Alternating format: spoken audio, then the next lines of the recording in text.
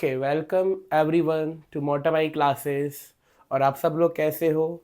मैं भी ठीक हूँ, आप सब भी ठीक ही होंगे।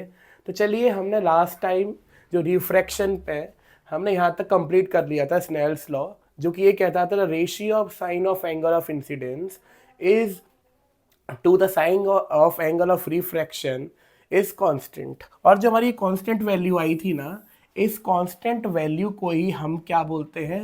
Refractive index. क्या बोलते हैं? Refractive index. और इसको रिप्रेजेंट कर देते हैं एन से। किससे रिप्रेजेंट करते हैं? एन से। तो देखो, एक और होता है रिफ्रैक्टिव इंडेक्स। क्या? Refractive index.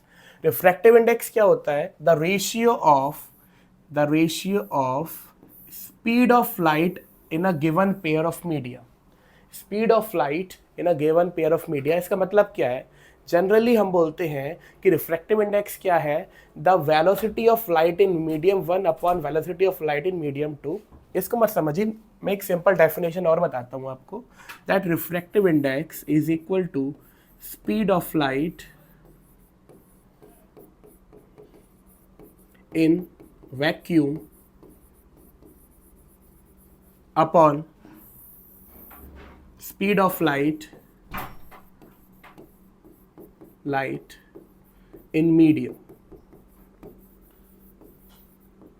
सपोज करिए कोई भी मीडियम है, मैं बोलूँ उस मीडियम का रिफ्रैक्टिव इंडेक्स क्या है।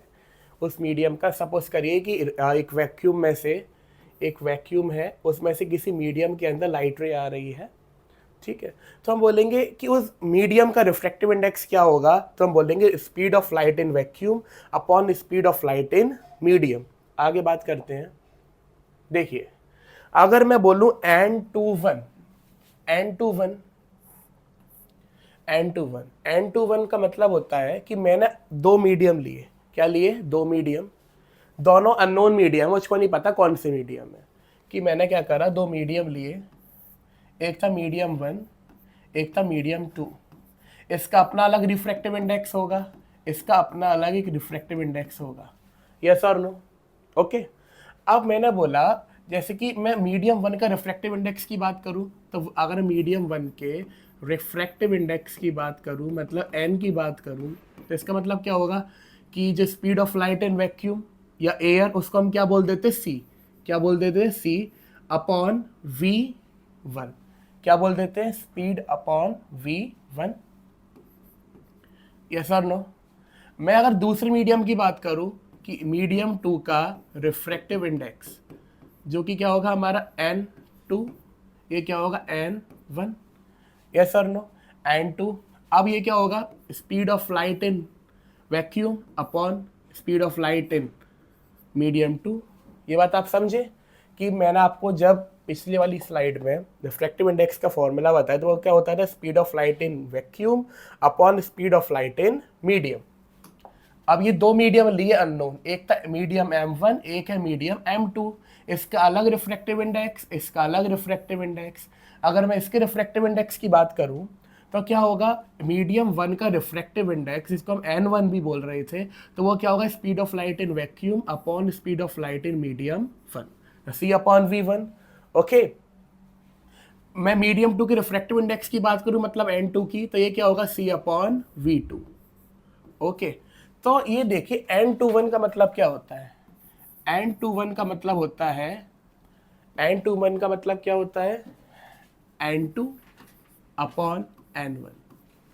N21 का मतलब क्या होता है? N2 upon N1। और N21 का मतलब कि refractive index of second medium with respect to first medium. कि सेकंड मीडियम के रेस्पेक्ट में, मतलब सेकंड मीडियम का रिफ्रैक्टिव इंडेक्स किसके रेस्पेक्ट में? फर्स्ट मीडियम के रेस्पेक्ट में। तो ये क्या होता है? N2 upon N1।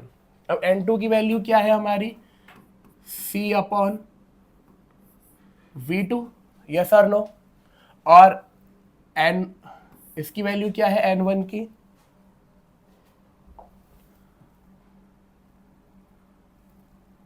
देखिए, N2 upon N1, C upon V2। और अपॉन में क्या आएगा? N1। N1 क्या है? C upon V1। अब ये दोनों आपस में इस तरीके से फ्रैक्शन को सॉल्व करेंगे, तो V1 into C upon V2 into C, C से C cancel, is equal to V1 upon V2। ये बात सबको क्लियर कि अगर मैं बोलूं refractive index of second medium with respect to first medium, तो इसका फॉर्मूला क्या होगा, n2 अपॉन n1। क्या होगा, n2 अपॉन n1। n2 हमने जैसे बताया, n2 हमारा मीडियम 2 का जो रिफ्रैक्टिव इंडेक्स है वो क्या है, c अपॉन V2, और n1 क्या है, c अपॉन V1। तो c upon V2 upon c upon V1, fraction को सॉल्व करा तो V1 अपॉन V2। तो ये सबको क्लियर, यस और नो। ये चीज एक और समझिए, जैसे कि मैंने आपको बताया m1 m2, ये सर नो। तो जैसे कि हमने n21 जैसे कि देखा n2 अपॉन n1, ये सर नो। किसी भी एक मीडियम का रिफ्रैक्टिव इंडेक्स क्या होता है, speed of light in vacuum upon speed of light in medium. m2 का रिफ्रैक्टिव इंडेक्स क्या होगा, speed of light in vacuum upon speed of light in medium. और n21 क्या होता है, n2 अपॉन n1, दोबारा वही चीज सॉल्व कर रहा हूं मैं। तो n2 क्या है, c upon V2 upon c upon V1। Fraction को सॉल्व करा, V1 into C upon V2 into C, C से C cancel, V1 upon V2। ये तो हमारा क्या होगा, n21। n12 क्या होगा, n1 अपॉन n2। n1 क्या है, c अपॉन V1, n2 क्या है, c upon V2। Fraction solve, c into V2 upon c into V1, c से c कैंसल, तो n12 क्या होगा, V2 अपॉन V1। ये चीज क्लियर आपको, ये चीज आपको क्लियर ना, यस और नो।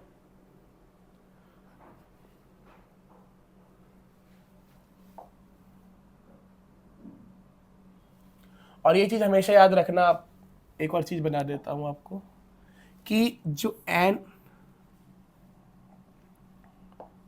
n12 होगा वो हमेशा रेसिप्रोकल होगा n21 के।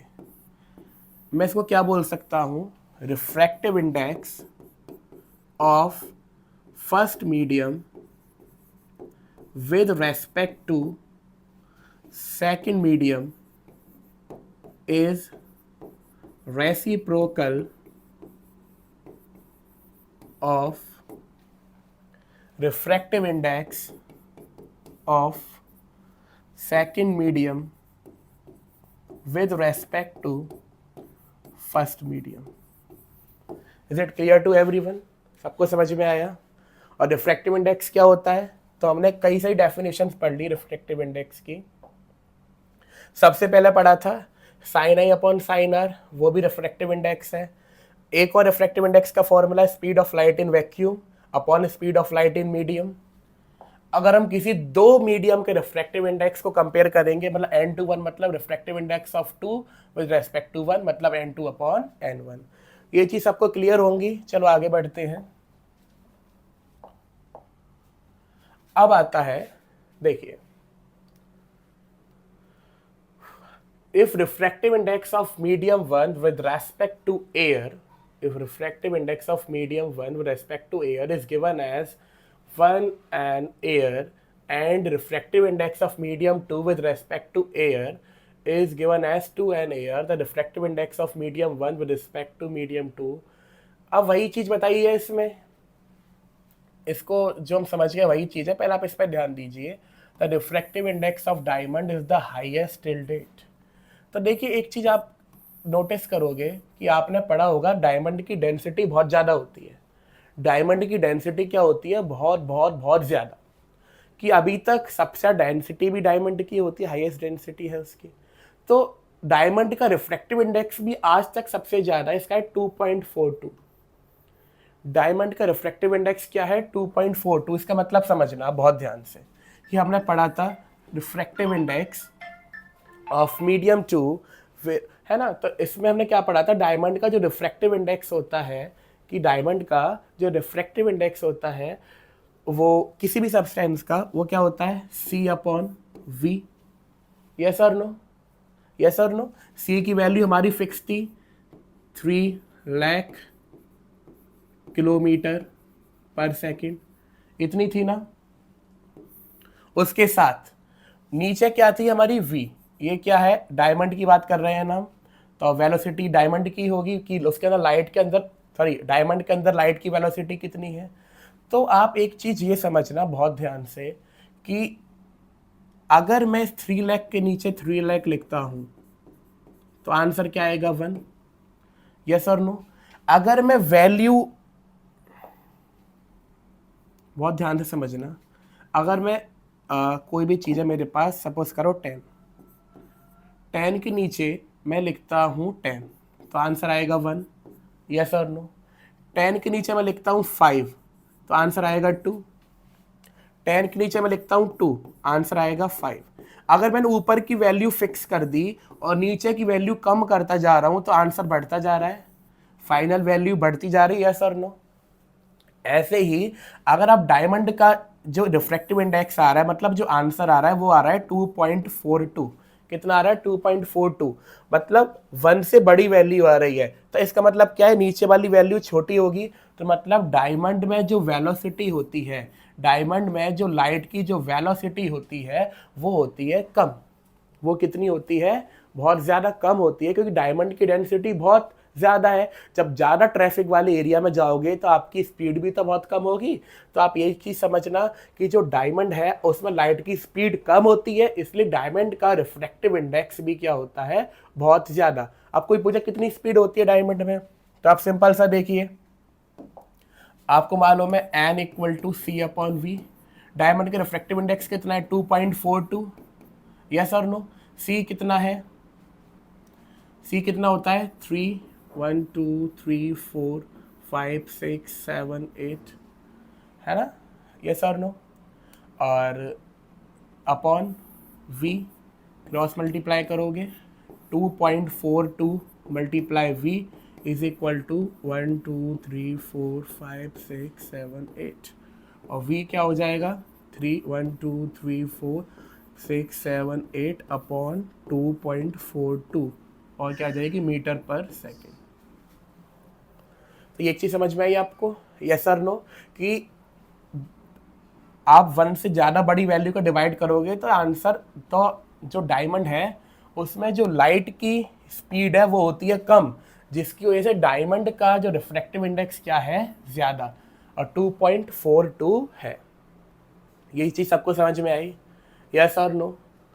तो आप ऐसे ही पता लगा सकते हो कि किसके अंदर लाइट की स्पीड कम होगी, जिसका रिफ्रैक्टिव इंडेक्स ज़्यादा उसके अंदर लाइट की स्पीड कम। कि आप ऐसा रिलेशन बना सकते हो कि रिफ्रैक्टिव इंडेक्स ज़्यादा तो लाइट स्पीड कम,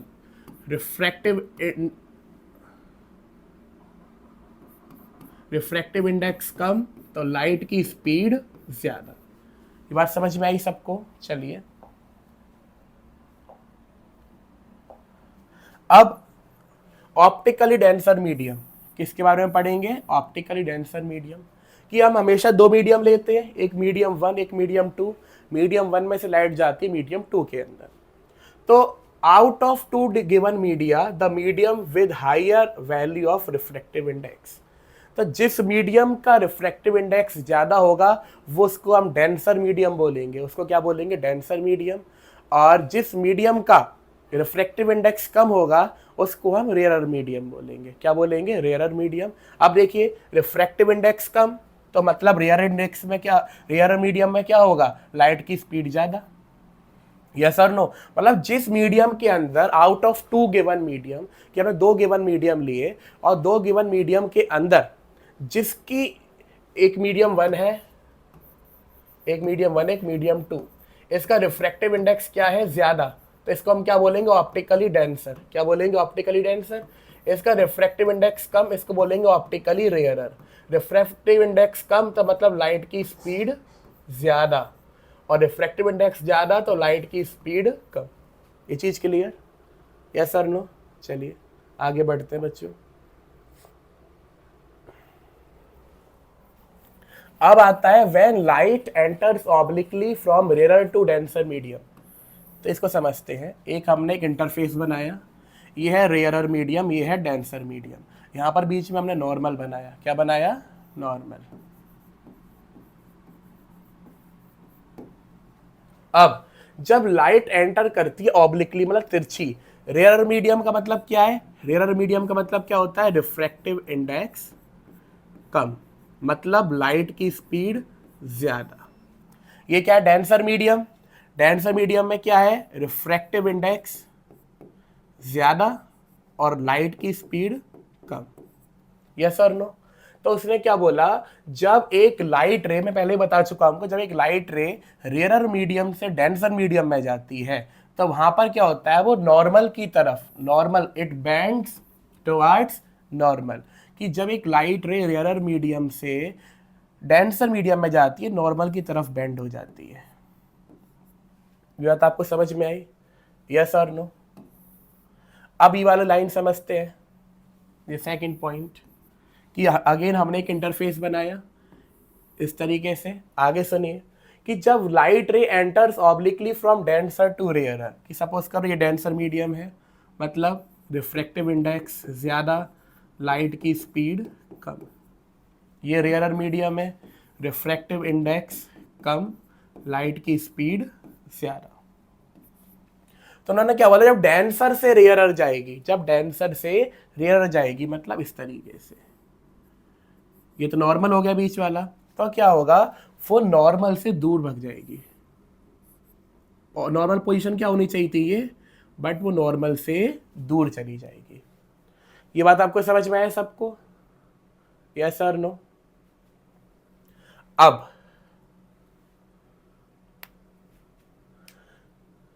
कि वो मैंने आपको समझाने के लिए बोला था कि डेंसिटी वाला पार्ट है ना, बट आपको ये चीज समझना है कि ये रिफ्रैक्टिव इंडेक्स है, does not depend on physical density. तो आप एक चीज समझिए मेरी बात, ऑप्टिकली डेंसर मीडियम जिसका रिफ्रैक्टिव इंडेक्स ज़्यादा, उसका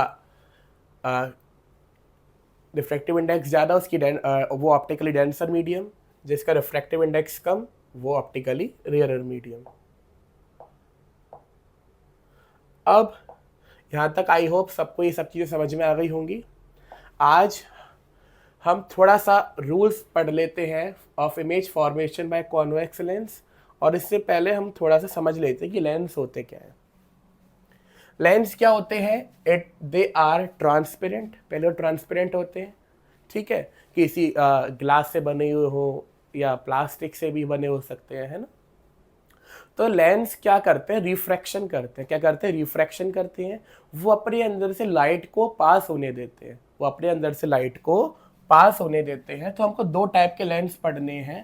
पहला है हमारा, जो इस तरीके से आप देखोगे, जिसको this is convex lens, this is convex lens. और एक बार आप पढ़ोगे दिस इज कॉनकेव। याद कैसे रखोगे? इसके अंदर केव, गुफा बन रही है, तो दिस इज कॉनकेव लेंस।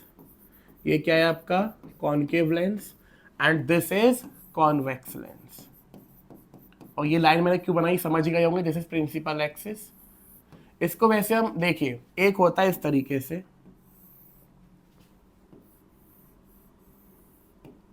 इसको बोलते हैं प्लेनो